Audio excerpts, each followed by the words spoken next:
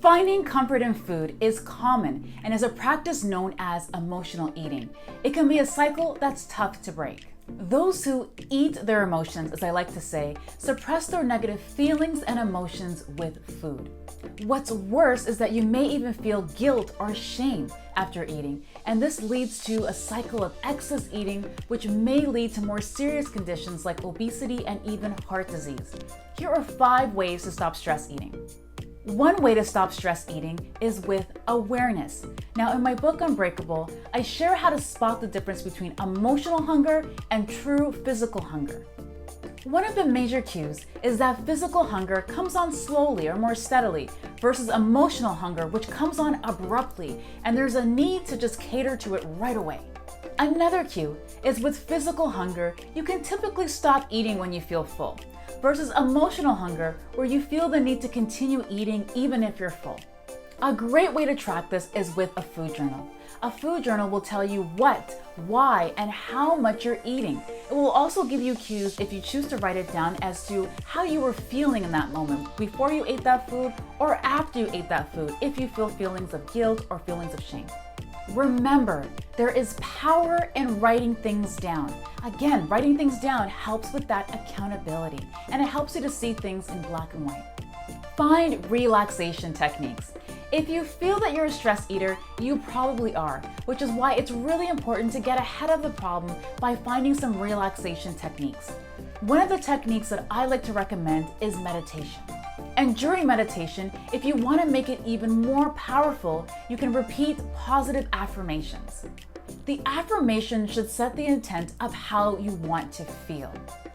Now, since feelings of guilt and shame are associated with emotional eating, it's important to get ahead of that self-talk before you have an episode. It can even help after you have an episode as well. An example of an affirmation can be, "I am a healthy eater," or "I believe in myself and my abilities." Now, I know you're probably gonna say, "I don't feel that way," but that's even more reason to recite that positive affirmation. Because when you do that, you actually start to rewire your brain to start to work in the direction of your goals. This will also help you to reduce stress and help you to heal your relationship with food. Other techniques could include journaling, and if you feel like you're not a writer, then look up some writing prompts. Pinterest is a great place to search for writing prompts. This can really be helpful to get those juices flowing and help you to put pen to paper. Watching a funny video on YouTube or watching your favorite comedian works well too. Just make sure it's something that you really enjoy and something that's going to make you feel relaxed. Find healthy alternatives. Having healthy alternatives on hand is key so that you don't feel deprived. Now, trust me, I am a self-professed cookie monster. So finding alternatives for different treats is really important for me to stay on track as well. This is especially important during times of stress. Some things you can try are dark chocolate, which contains flavonols, which are antioxidants that have been shown to help to reduce stress and anxiety. So there you go, another reason to eat chocolate. Just make sure that it's dark chocolate. You can also try some homemade energy balls as well. Now, if soda is your weakness, try drinking Perrier instead, or sparkling water. Now, if you drink sparkling water, just make sure you look at the label to see how much sugar it has, because we really want to stay away from sugar, which is going to make the problem worse. Focus on gut health. One study in the area of depression and anxiety noted that gut bacteria influences how you eat, think, and feel. The vagus nerve, which is the longest nerve in your body, connects your brain with your gut, and it sends signals in both directions. This simply means that your brain sends messages to your gut, and your gut sends messages to your brain. This is why it's really important to nurture that healthy gut bacteria. Now, your gut and your brain send messages back and forth to each other through neurotransmitters like serotonin.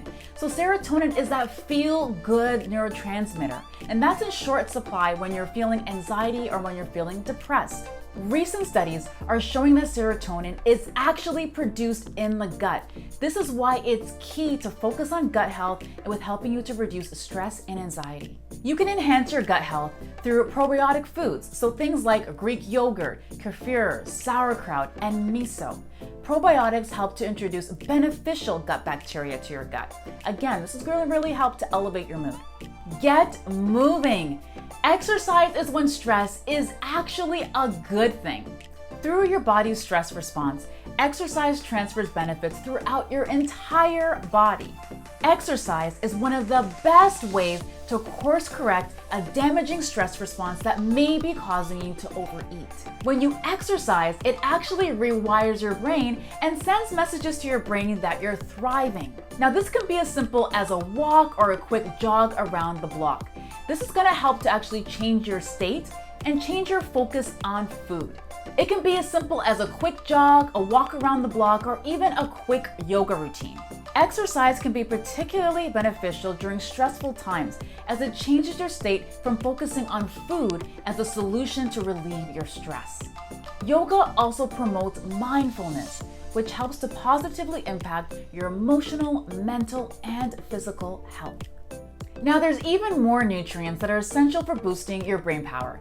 That's why I put together On Point, a guide with 12 powerful vitamins and nutrients to boost your mood, memory, and energy.